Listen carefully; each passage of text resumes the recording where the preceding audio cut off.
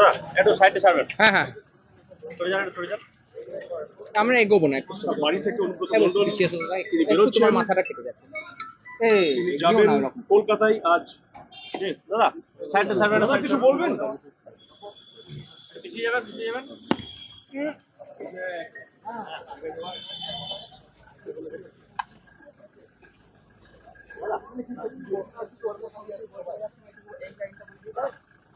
আজকে কলকাতায় মিটিং আছে, মিটিং এ যাচ্ছি।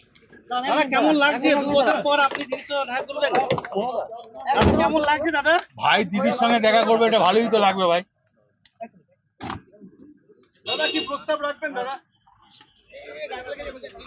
প্রস্তাব রাখবেন দাদা? দাদা 2 বছর পরে যাচ্ছেন, কেমন লাগছে? বললাম ভাই দিদির কাছে যাবে, তো দিদির কাছে